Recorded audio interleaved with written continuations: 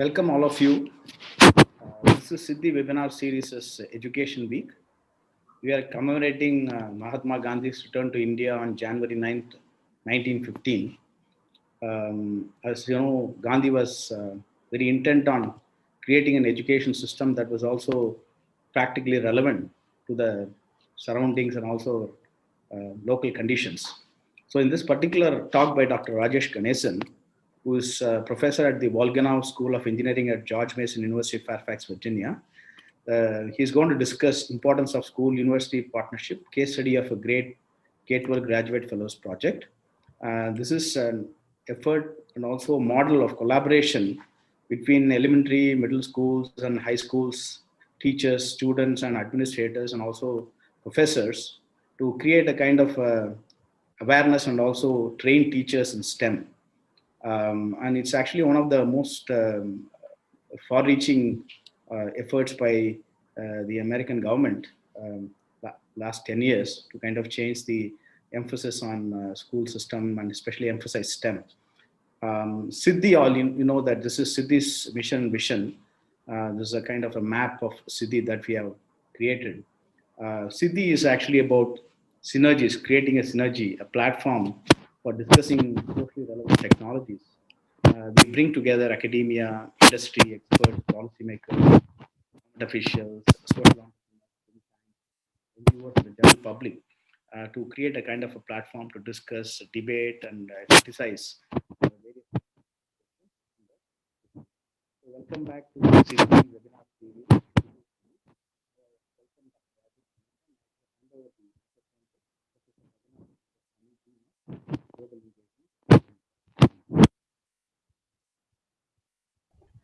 Hello, welcome everyone. I'm very happy to see this webinar. This week we have 3 webinars, all on education, and there's been a lot of focus on education in India recently with the new education policy that was unveiled and so on. So one of the ideas of places like IITs would be to really contribute whatever we can to education, not only at undergraduate level, but all the way starting from high school and so on. So given that background, I think this webinar is a very interesting webinar where we can learn from how things are approached from this particular problems viewpoint in the West. So Dr. Rajesh, over to you. All right, thank you very much, Dr. Ramaswamy. So to start with, first of all, I would like to thank the organizers of the event, Dr. Sudarshan Padmanabhan and his faculty and staff members, the Dean of Global Engagement, and the host institution, IIT Madras, and the audience that have taken the time to be a part of today's talk. So let me start, let me first share my screen before I proceed here. Let me take a moment to share my screen here. I hope it is now shared and you're able to see the title of my talk today. And it is also a great honor and a privilege to be part of the SIDDHI webinar series here, part of the Education Week, as the Dean mentioned, at IIT Madras. And I think this is such webinar series, I think it's a very important part of how we communicate each other's research. And this one particularly is, I'm very passionate about it only because it is an educational research that I've been engaged in for many years. I would say since 2002 when I was a PhD student. And as many of you may not know that Dr. Sudarshan Padmanabhan was also pursuing his PhD at the same time that I was doing it. And we were actually roommates back then. So although we were in different fields, he was in philosophy, whereas I was in engineering. So that's the only difference. But then we were together for many years doing our PhD. So anyway, so thank you all for being here. And the next about, let's say 35 to 40 minutes, my goal here is to share some experiences. So it's a very high level experience. I'd be very happy to share the reports. So this is about a 10-year project, essentially starting from about 2016 timeframe till about 2006 timeframe to about 2016 time frame. I would say about 10 years it lasted. As I said, prior to that, my experience in the same project, a very similar one, was back during my PhD time. At that time, I was engaged as a graduate student, but then once I became a faculty, I was able to obtain the same grant from the US funding agency called the National Science Foundation, which is a federal government's funding agency in Washington, DC.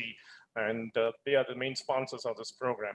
And this whole thing started back then in year 2000. So I'll give you some background initially. So that's my goal first, is to give you a very high level background, followed by the main challenges in even starting a partnership like this. To start with, such partnerships were not that easily possible back then in the early, perhaps in the 80s and 90s, or maybe the importance was not given.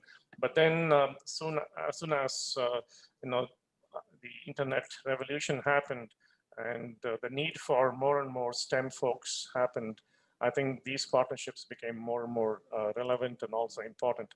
So that was one of the goals, to increase the nation's workforce in STEM by each country. I think those who realized the importance, I think they went ahead with such programs. So I was one of the fortunate persons to get this grant from the US government.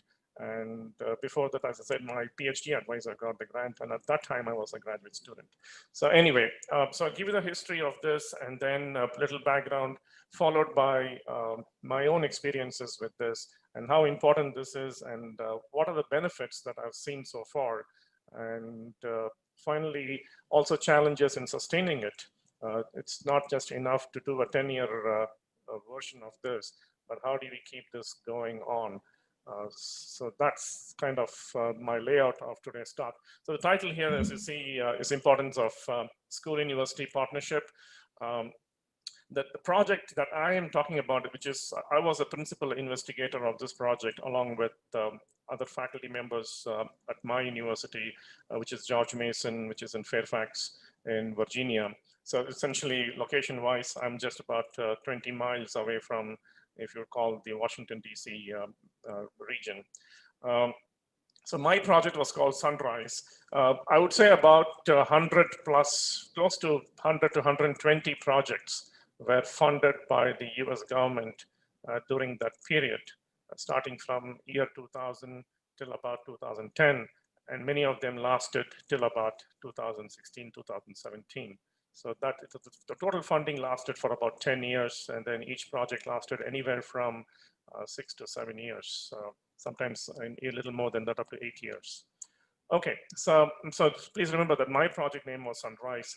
So, but the general name of the whole National Science Foundation's project was called GK12, as you see, Grade K to 12 Graduate Fellows Project. So the word fellows here refers to graduate students. Most of them were PhD students from engineering and sciences. A few of them were master's students as well, but predominantly they were all PhD students. And so the word the fellows refers to the PhD students and the master's students of the project. All right. So here is the history of this program. As I said, it started in the year 2000. The key realization, there's a lot of research in the College of Education that came out saying that the aversion to science and math occurred in grades 4 through 8. So if you look at that, it would be age 9 through about 13 is the time that either kid is interested in science and math, or they develop an aversion to science and math. And then after the age of 13, it becomes too hard for them to change course in most of the cases. So these are the reports back in 2000. You see those references out there from the National Assessment of Education Progress. So you can, I'm sure you can Google all this and try to get these reports. So back then, this was almost 2 decades ago that this happened. And the Research Council report also urged the universities to partner with K-12 schools. So this is also another report by the NRC, which was called the National Research Council. And then NSF, as I said, is the funding agency, federal funding agency of the US government. And they established this GK-12 program, a great K-12 program, and primarily to improve the nation's educational enterprise. And they said it should be led by engineering and sciences in collaboration with education. So I'll explain what this collaboration is all about as we go along. And my university, which is George Mason, so the university committed to this national need through this project. So for which I was the principal investigator along with my other colleagues from engineering sciences and the College of Education. So that's the brief history of how this whole thing started in the year 2000, whereas my project started about 2006, 2007 timeframe. All right, so this is again the original call for proposal that happened in 2000. This was the motivation here, that they realized that graduate students, as we call them fellows in this part of talk, they can play a big role. They can contribute to the national effort to address challenging issues in K-12. And because remember, these students are from engineering and sciences, and they're all predominantly PhD students, so they have well-grounded in science and technology and as well as engineering. And they can be made to partner with K-12 teachers and work towards improving the content knowledge of science and mathematics that are taught in K-12 schools. So this was the idea that came about from the reports I showed you in the last slide.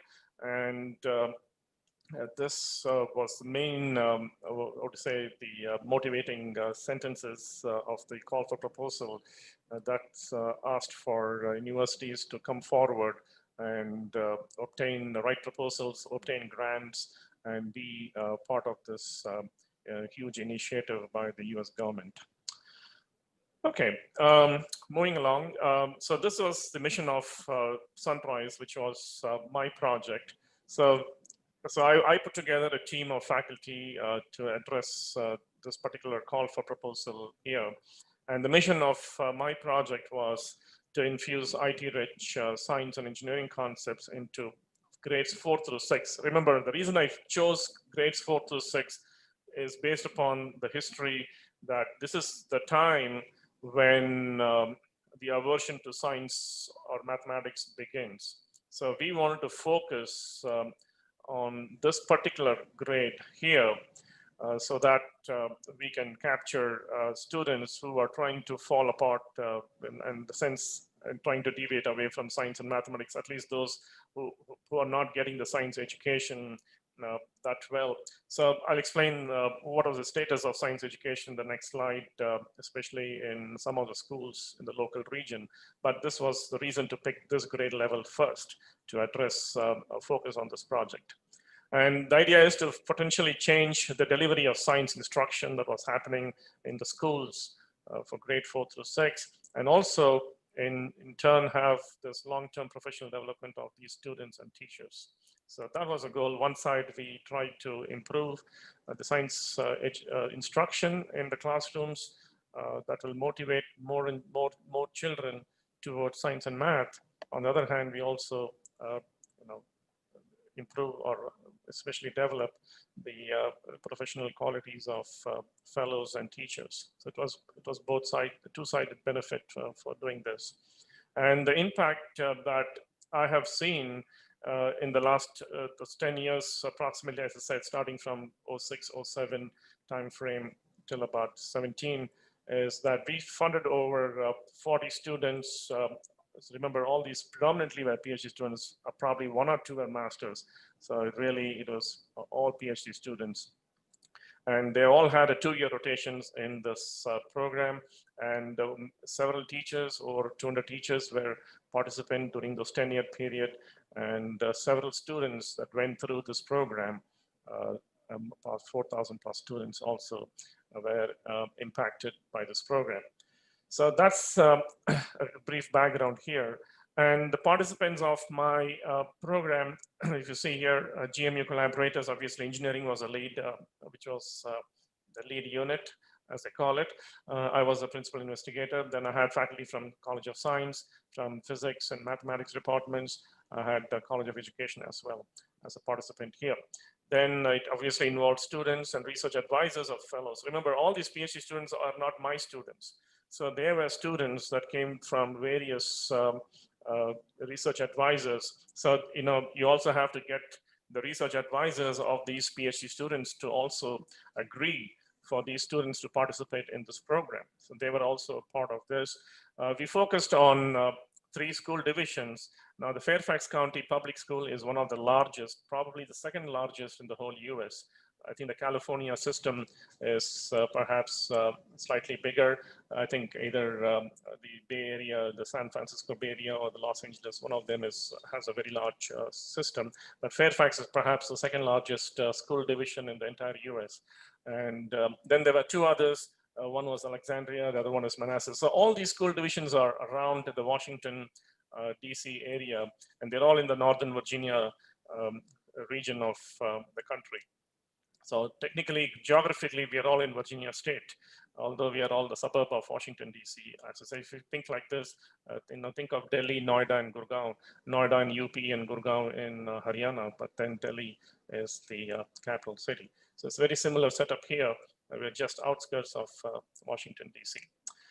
All right, so National Science Foundation, of course, they are the sponsors. They were involved in this. And then within the university, of course, from the top management, the administration, the provost office, the deans were involved. Of course, K-12 superintendents were involved. Each division, as you see above there, each one has a superintendent. And then, of course, the schools under them, the school principals.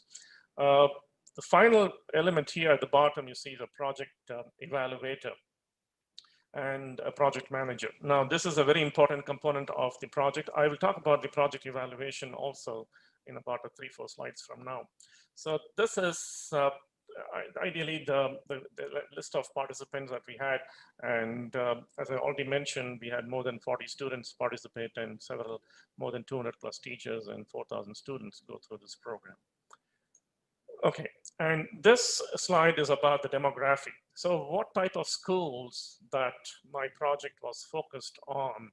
If you look at this demography here, in Fairfax County, as I said, it's one of the second largest school divisions probably in the entire US, and with a very high percentage of minority students. Of course, as you know, the region is very cosmopolitan. There are immigrants from several countries in the Washington metro region, and many of them, of course, their English is the second language. It's not their mother tongue. So we focused on schools that did not meet the pass percentage. So there is a system called the adequate yearly progress, as you see on the second bullet here. This is a system that scores the school's performance. And we found there are many schools. So the idea here is the Fairfax County public school system. They have many schools under that, close to 2 lakh students in the entire division. And so many schools that were not doing very well, only because they were a very high minority population. Many of them were English language learners. So those were the type of schools that we focused our project on. And the Alexandria system, they have a very high percentage of African-American students and also Hispanic students. Then the third division you see at the bottom is the Manassas, excuse me, Park City schools. And there were also many students on reduced or free lunch, which means that the social economic status of the families are much lower than the general population. And the school would provide them with either a reduced fee lunch, or they would give them free lunch. About 35% of their student population. And of course, another 35% were English language learners, which means that they're all first generation immigrants to the United States. So this was our composition of this type of schools that we worked with. And that's where we found that the science learning and the mathematics too, both of them were really not up to the mark. And we really wanted to improve the delivery of science instruction in these schools. All right, so that comes to the end of my background here as to what type of schools we dealt with and how long the program lasted and the mission of my program. So what I'm going to do next is, if you have read the abstract, you might note that there were 3 learning outcomes of this talk. So the first learning outcome that I'm going to talk about here is challenges in establishing this partnership. This being a new program, even for the US government, which started in 2000, so there are issues. It's not that easy to just go into the school system and say that we are going to work with you. So they are usually quite apprehensive at the beginning as to why is this university trying to come into the school division all of a sudden. So you need this buy-in from the school district superintendents, school principals, and the teachers to allow these graduate students to be in the classroom with the teachers. So, instead of having a more of an authoritative tone, which doesn't work, we felt that it has to be a more of a collaborative tone. The university's goal is not to fix the flaws of the school system. We know that the school system has issues. Everybody is aware of it. So instead of going and telling them that, okay, we're going to make you better, which is probably not the best way to speak to them, we realized that it should be a collaboration where we understand these flaws and we're trying to jointly work toward it. So that kind of a tone really worked with the school superintendents, because they have to bless the whole project for us to even go into the schools, and the school principals have to agree as well. Because this is new for them. It is not that if somebody has been coming in. Of course, schools are used to getting guest speakers, but this program is going to be for a whole year or more, and a student is going to be with the teacher every single day of the week. So these are not 1 week type of models here. This is a sustained model of interaction between a teacher and a student for an entire academic year, perhaps multiple academic years. So we really needed this buy-in. That was the very important point here. And we also had to make sure that the fellows do not replace the stuff or even being substitute the teachers. It's not that the fellow walks into the classroom, the teachers leave the classroom. So that's really not the intent here. The intent is that the fellows will always be in a support role and the teacher is fully in control of the class. So we had to lay the ground rules and convince. So this took some time. I'm not saying that this was an easy, a walk in the park type thing where you would just walk into the superintendent's office and then you would just say, okay, I'm going to do this and please help us do this.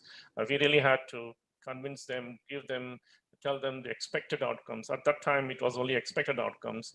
The project was at the beginning stage. Now today I can talk about all the outcomes that we had, but back then we had to convince a huge body of people here to let us get into this, this partnership with the school divisions. So anyway, so this is one of the challenges. Now, as I said, my talk is more from an angle of sharing my experiences.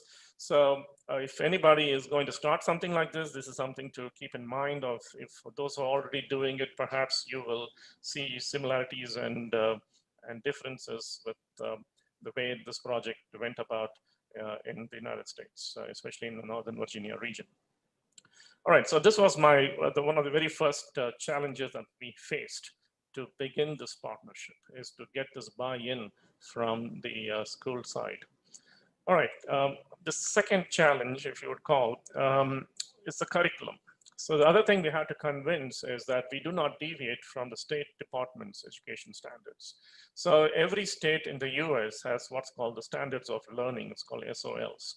And basically the SOL will lay out what should be taught, what sort of modules to be taught in every class or grade level, starting from kindergarten all the way till the 12th grade. And then there are textbooks, and the teachers have to follow the textbooks, obviously, and there are experiments that they have to conduct. And this is pretty much set in stone, just like we have textbooks in our classrooms here. It's very similar. You have to follow the textbook. You cannot deviate much from that. The experiments are already there. And there are kits, experimental kits provided to each school division and the schools, and they have to use those experimental kits to conduct these science experiments. So the point here is we do not want to deviate much from the standards of learning. Remember, I mentioned this adequate yearly progress report. Every few years, the schools performance is being measured by the State Department of Education. So we really have to be within the boundaries laid out in these standards of learning. So, but the point really is, we had no difficulty being within that. The reason is, we noticed that whatever is there itself was not being taught very well. So, what is the point in deviating from it when whatever is there in it itself is not being done very well? So our goal was really to enrich existing curriculum and explain that to the benefit of the entire class and the science teacher. The reason is, if the teacher would learn it well, then they will be able to explain this nicely year after year to their classroom. So that was the idea here, that we will only enrich existing curriculum, explain the science behind it. So that is a very key aspect of this whole thing. We noticed that, when experiments are being done, the time runs out and they are unable to complete the experiment, or they do the experiment, but they do not discuss the science behind it. And there could be multiple reasons. Either there's no time, or the teacher was not having the content knowledge to explain the science behind the experiment. And so there could be multiple reasons why this happens. Now you might question, why can't the science teacher explain the science? But you have to remember, the US system is a little different. Till the elementary grades of up to grade 5 and 6, many schools have one teacher teach all subjects. It's only after they enter grade number 6 and 7 and above that you have a teacher for physics, you have a teacher for chemistry, and so on. But the US model is such that till about the elementary level, in many schools, one teacher will teach multiple subjects. So imagine as English teacher teaching science. So there you go. You may not have the kind of science experience than learning from a science teacher who's teaching science, but that person may not be very good in teaching English. So you have these kind of issues in the US, especially in the elementary grades, especially the grades 4 to 6, where the aversion happens. So especially if you have a poor science teacher, then perhaps the kids don't learn much of science, and they may also develop an aversion to it.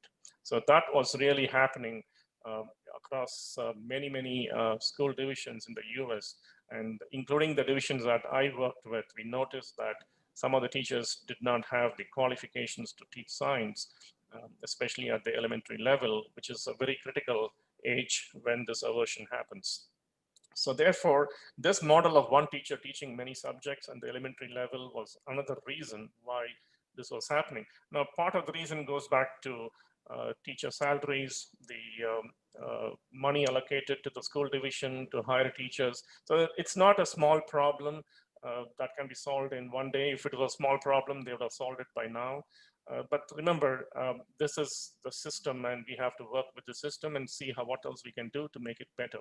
So therefore, we focused on these schools where, especially elementary, science was not properly taught, and that is the reason for our focus over there. And this one teacher teaching everything was one of the reasons that we found to be the main problem for this issue. Okay, going forward, the next thing is pedagogical training. Excuse me.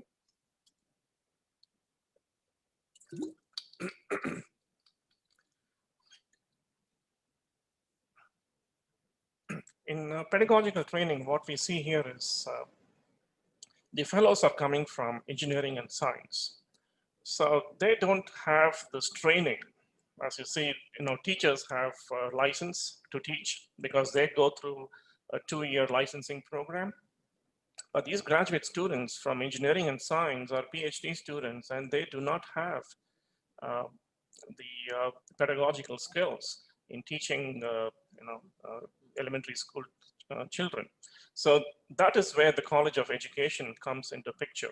So without the College of Education, this project would not be possible. I can say that straight away, because these PhD students do not have the pedagogy to go into a classroom and talk at the level of fifth grade student or a fourth grade student.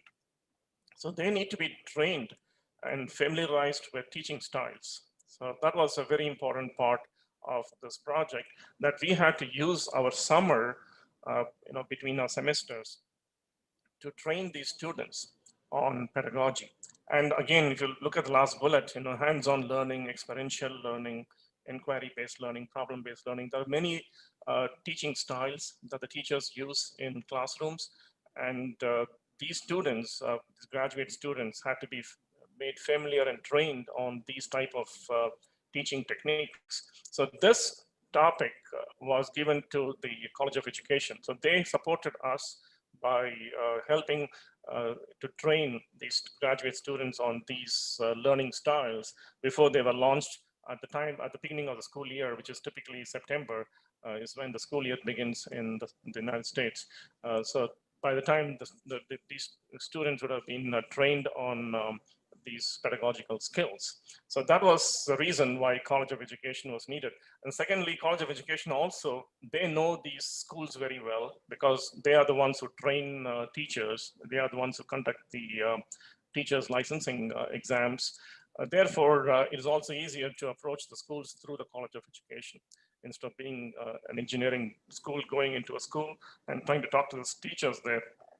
The College of Education already knows those people, because of some of the teachers there probably were trained by the College of Education at George Mason University. So that made the connection also much easier to enter these schools. So that's the third point here. This was a challenge too. The challenge here is that we had to get these graduate students with the pedagogical training and skill sets before they were sent to the schools, so that they will be able to perform along with the teachers. The other 2 points I have here is operational logistics. Now, I've just put a few points here about operational logistics. Obviously, this is a very big point because the entire year, the logistics has to run. We have to be able to go day in and day out into these schools, and the fellows have to spend time. They have to plan with the teachers. They have to observe. They have to make decisions what to improve and how to improve it. They have to take those actions.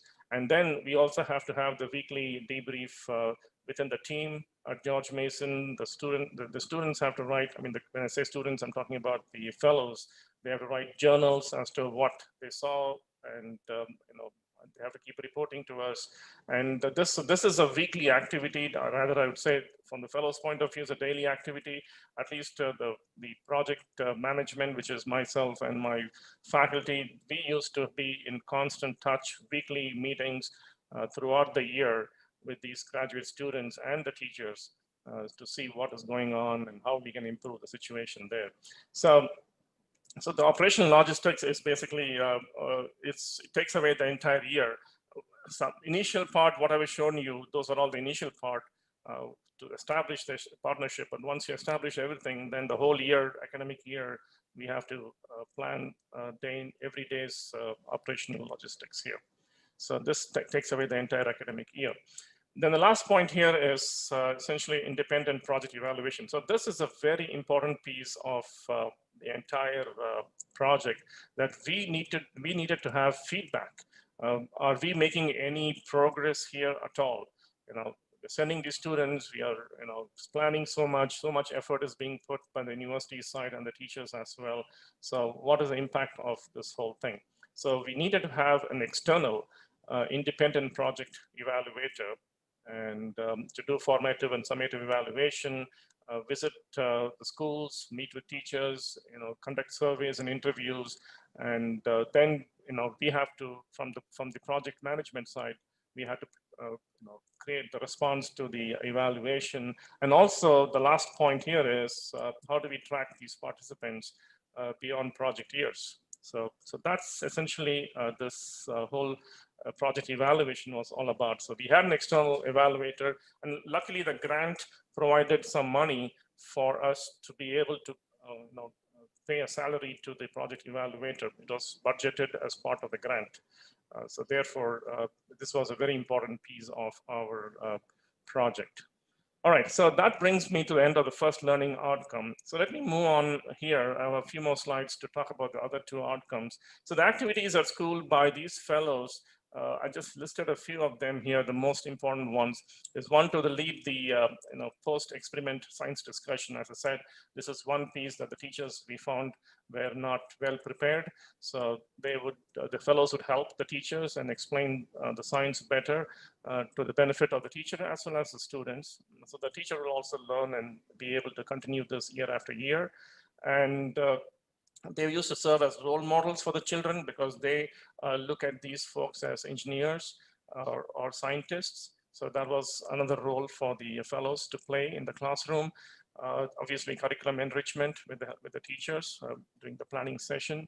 And they also serve as resources to conduct these experiments that the teachers have to do from the experiments kit that has been given to them from the school division and any individualized instruction. So these were some of the main activities of the graduate students when they work with the K-12 teachers.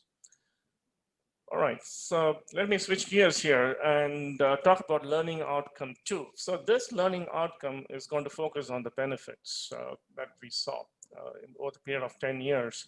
And as I said, obviously many of them were observed, and we had surveys and interviews conducted by the project evaluator. And some of the topics here I've listed.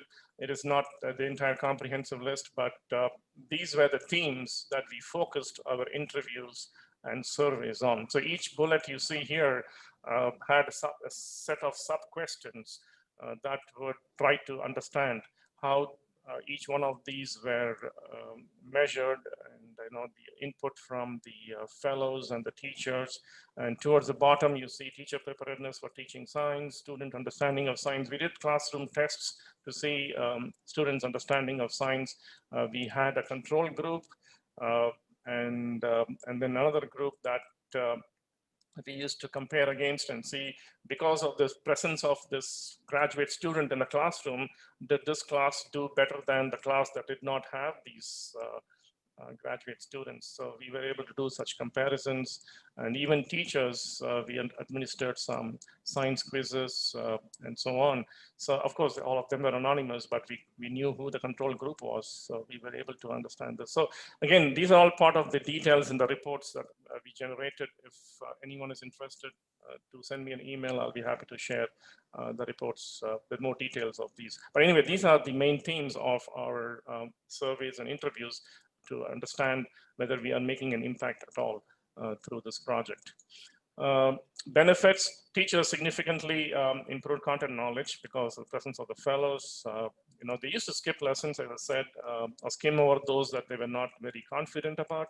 So we improved that particular part so that they could do a better job at explaining the science behind experiments. And towards the end, of course, they were more confident using technology in the classroom.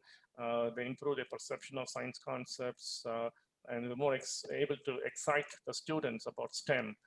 So these were some of the benefits we noted from the teacher's side. From the graduate student side, you see that a lot more benefits here.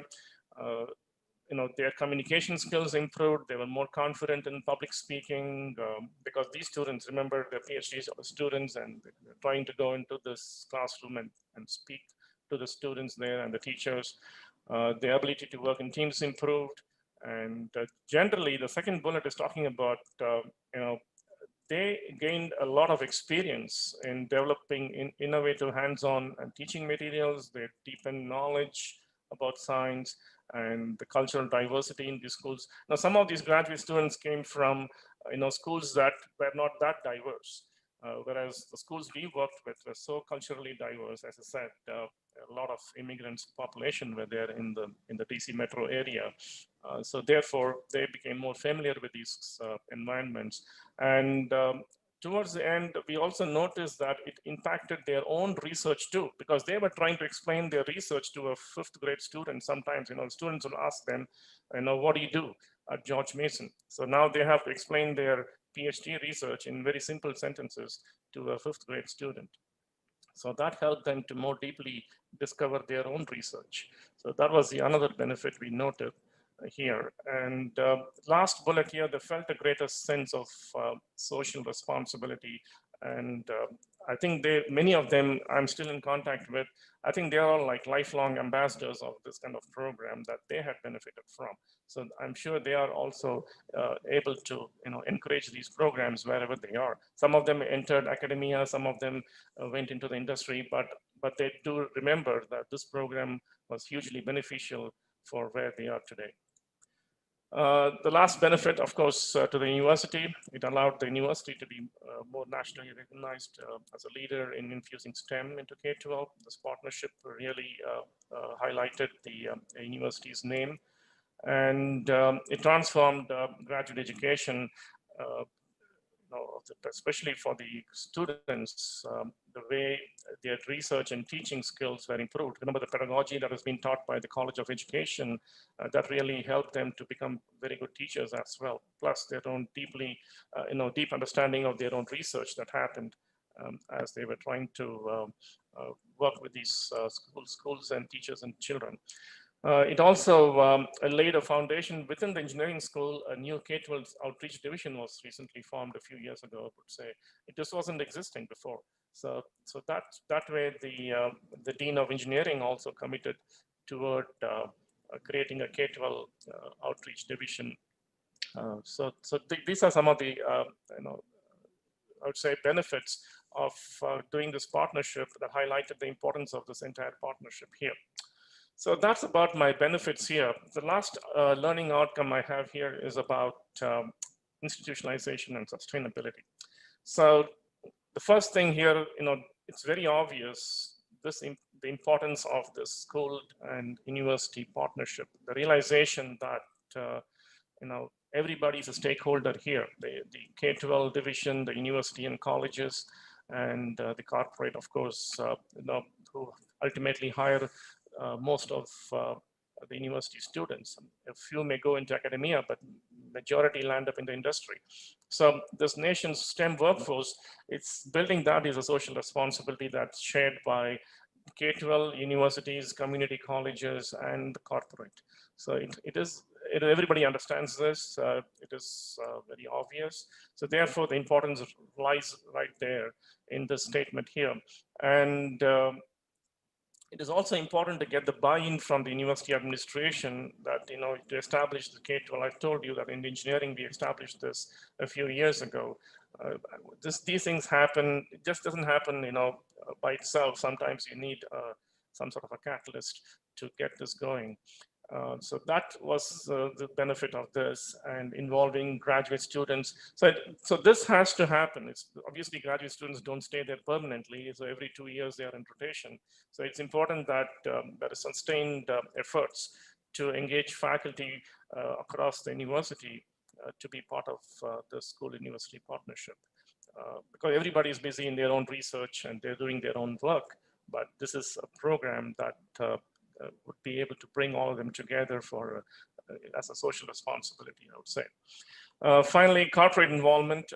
This is very easy if they collaborate with university, because corporate also is the final beneficiary of this whole STEM workforce here. So the university can provide the research and pedagogical support, and corporations can fund, they can share their knowledge, they can be a source of industry speakers and so on. So it's very easy for corporate to be involved in K-12 outreach, particularly if they would collaborate with universities, it becomes even more easier. Otherwise, one day guest lecturing in a school, it's okay, it's good, but it has to be sustained, as I said. The program like this is a 1 year, and the entire academic year at school that the students are engaged in. So that provides a lot more impact than a one-day seminar given by, or a 1 hour seminar given by a corporate person in a classroom at the K-12 level. So while that's also important, but something like this, which is sustained, gives a lot more impact. Now, again, upon graduation, these students can be ambassadors of the program. And finally, funding is very important. It is important that such programs remember what the money we got from the US government is seed money. So seed money is to initiate the whole program, do a trial run for those 10 years and see the benefits of this. But then ultimately the government is not going to keep funding it. They're going to say, okay, now that you have obtained seed funding, you've seen the benefit, why don't you continue to do this on your own? So which means that it has to become a line item on the budget of the university, on the state government. My university is a public university, it's funded by the state of Virginia. So it has to become something like that. And corporate funding also should be there. That way, the advantages, corporate funding, remember, in the way our university works is faculty cannot go and ask for money from a corporate. It has to be done through the university's advancement and alumni outreach division. So obviously they are the ones who go after corporate funding, but then once the money comes in, it is important that a small piece of the pie is also shared for K-12 outreach activities. So these are things, dialogues that has to be happening at the administration level. It's not an easy thing because the money is always less than what is needed. So, but then it's all about how the importance is realized by the administration, and that has to be pushed towards doing this. So this would be the other challenge. So these are the three challenges, or rather learning outcomes that I wanted to talk today. Just a small fun fact here. I'm almost at the end of my talk. I had an opportunity to bring a group of my fellows to India in 2012. This was after about 5 years of my program. So the idea here was to provide these graduate students an opportunity to meet with faculty and peers and students, especially K-12 students, and then for them to see the global perspective of things. They've always been in the US. I don't think the ones that came with me, nobody except one of them had ever gone out of US all the way to India. They've traveled to Europe, of course, but many of them had not come all the way to India. So it was good to see a completely different environment, a learning environment here. So I had partnered with Miranda House, New Delhi. Dr. Jolly was a principal at the time. I think she's not the principal now. She's probably retired. So she put together a program for us. We visited Delhi, Jaipur, Mysore. We visited several urban, suburban schools. We also visited research institutions in New Delhi for these students. So we had a good interaction. So the fellows learned a lot about our culture here in India, as well as practices and methods. And it basically broadened their outlook of how education happens and how people live in other parts of the world. So it was a great learning experience for these graduate students, as well as those they met. They also learned from through these discussions from these students. Finally, this is my last slide here. So in summary, I would say it was a fantastic partnership between my university and the local school divisions. We were able to do the impact, as I said, obviously it's a drop in the bucket if you ask me. This has to be sustained. I've put in some efforts towards sustaining it. As I said, a new K-12 division is also there now in my engineering school. So there are a lot of ongoing efforts in sustaining a program like this. And definitely it's a very important program, and administration realizes this, and I hope I'll be able to sustain it. So with that, I will stop here. I think I'm just about 12 minutes from 7:30, so I'll give the floor back to Dr. Sudarshan Padmanabhan here. Thank you very much for your time, for listening in. Thank you. Thank you very much, Dr. Rajesh. That was a fantastic presentation. We have quite a few questions. So many of them are about pedagogy, curriculum development, and whether it will apply to India or developing nations. So can you throw some light in terms of whether it can be applied in India in terms of pedagogy, diversity? You mentioned many of these things that you also covered in the presentation. And also with respect to corporate funding, university initiatives, government initiatives, plus being part of the line item of the university or the government budget or all those things. So you have covered almost all the aspects of it. But can you kind of customize your response to the Indian conditions and realities? So from what I say, since I was also educated in India, so I came out from the DAV school in Gopalapuram in Chennai. Certainly, I would say that many of this would apply. So I'll go back to my initial slide, which I would emphasize here is on the curriculum part. You know, that is a set curriculum. It is going to be very hard to change that. So as long as enrichment of the existing curriculum can be done, better explanation of the science, there could be kits that can be purchased and left behind with the school to be used year after year. So if there is a good buy-in, I think no matter where in the world, as I said, remember, this is only one of about 120 projects funded by the US government. There was a project, pretty much 3 or 4 projects in every state in the US, given all the 50 states out there. And many of them had international collaborations in Africa, in South America, as well as Europe. So therefore, like the one I came here for a month with my students, some of them did similar things in other countries too. So I think more or less from my final report that I noticed is this is doable as long as the local schools and the curriculum is kept as a boundary with a little bit of enrichment. You can add a little bit new stuff, but depending on time, permission, and that is possible here, I think it is still possible. Whether a US, where the comparison has to be done. If you really are talking about bringing US lessons, something from there into the Indian curriculum, then that obviously I'd look at the curriculum here, the curriculum there, and see what is taught in each grade level. That will be a fantastic comparison. I don't think we did that in that 1 month of our visit here. I don't think we compared the curriculum of a 4th grader in India versus a curriculum of a 4th grader in the US. But that would be a fantastic study to see where are the similarities and differences. So I think that will be a great project. If I were to answer your question, I think it's feasible, yes. There are a few more questions. Go ahead.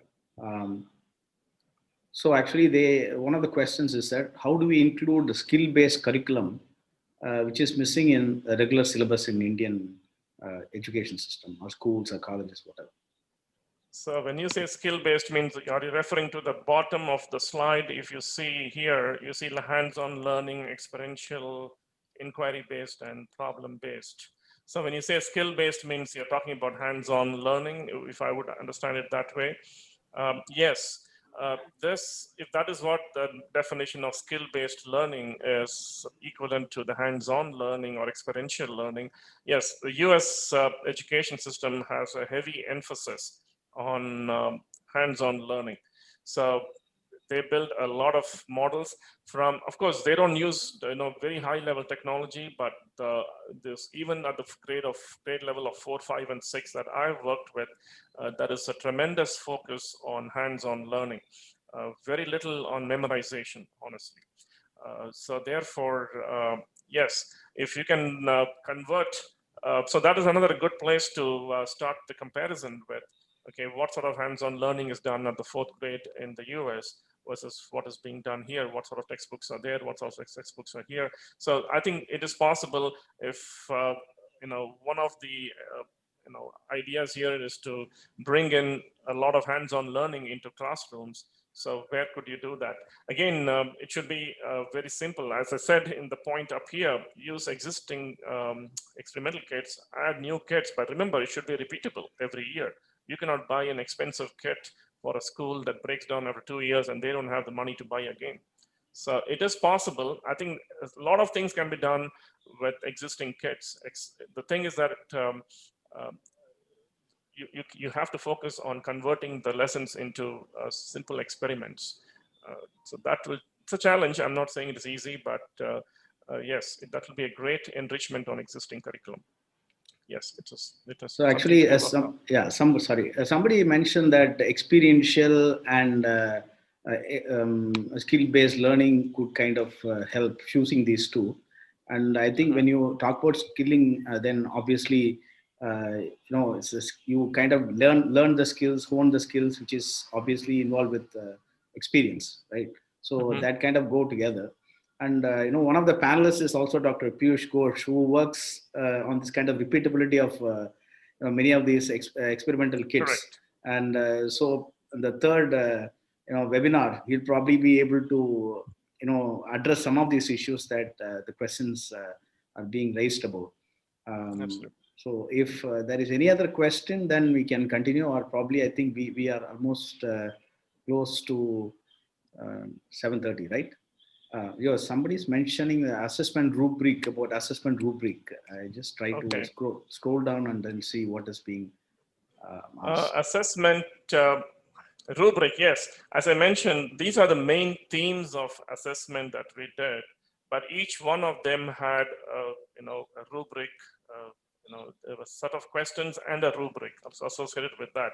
So if anybody's interested in the details, then I would be happy to share the questions behind each one of these points and what was the rubric that was used, and what is the outcome that we observed in each one of them. So these are the high level points. So remember, each one has extensive surveys and interviews behind them, and the rubrics as well as the outcomes that we measure. The next question is about the size of the class, because an average size of the class in the US is different from the average size of the class in India. Correct. So the size of the class is typically a classroom is about 40 students. So if you take, let's say, grade 4 may have 4 sections or 5 sections in a school, and each one will have about anywhere between 25 to 40 students. It's usually no more than 40. 40 is probably too high. Mostly, I would say that 25 to 30 would probably be a good range for each section. And remember, it's also that the way schools are laid out in the US, you can't have, all schools are public schools. Now, for those who do not know, the school system is completely free in the US. So that is something that for those who did not know, all the way till the 12th standard, the public schools are free for every student. Of course, there are very, very few private schools. So in all the public schools, which means they're all part of the state education system, and they're all funded by the Department of Education through the governor's office. That's a system all over the US, and school education is absolutely free, no matter what the income level of the family is. Now, so having said that, yes, in all these schools, we should be, and obviously there's one thing, as I said, that many schools are lagging behind, so they need the help. So it is, so that's exactly what I was trying to come up with, is that it is possible to improve education even if the schools are not doing very well, if there is a dedicated set of partnership here going on. So thank you, Dr. Rajesh, for excellent webinar. We all enjoyed, and for those who actually want to hear this, it's already on YouTube, and we'll also upload it on our website, SIDDHI website. Now I request Professor Preeti Agalayam to give the vote of thanks. Thank you, Sudarshan. It's a great pleasure to do this onerous task of thanking everyone with great happiness. First of all, Dr. Rajesh, it was really wonderful to listen to your ideas on how we need to see a partnership between schools and universities so that STEM education is more holistic. Definitely, as we can see from the questions and the interaction, there's a need for it, and I also think a plan for it in India, and hope that with this introduction you've given to us, that it will grow into the future. I'm also very grateful to you for taking the time to very patiently express to us about the Sunrise program. And I'm glad that we have the recording available so that we can take notes next time we go through it. Also happy to announce tomorrow's schedule. Tomorrow we'll have Dr. Ashish Jaiswal, and he's going to talk to you about fluid thinking and bust a few myths, or probably many myths, about education. And maybe for the attendees as homework, you can download and read his book, latest book, Fluid, tonight, so that you come prepared for the session tomorrow. SIDDHI has been really hitting it out of the park, I think, with its series of webinars. And I am especially excited about these 3 days where Education Week is being celebrated through these 3 wonderful talks. I'd like to express my gratitude to, of course, my colleague Dr. Sudarshan for putting this together, along with Dr. Karthik, and also with Dean Raghu's support. And I think the Office of Global Engagement team with Rudra and Ujjwala and others have made sure that everything is goes on very smoothly and without any tech glitches. So I think I should definitely thank them on behalf of all of us. And of course, lovely audience, thank you for being with us, asking so many questions, and just really enriching the level of discourse that we had. Sudarshan, I hope with that I've covered everybody that I need to thank, and I can hand it back to you to close it. Thank you, Dr. Preeti. Thank you, Dr. Rajesh. And Thank you very please much. follow us in SIDDHI, and then keep encouraging us, and also benefit from our webinar series. Thank you very much. Good night. See you tomorrow. Thank you for the opportunity. Thank you very much. Appreciate that. Thank you.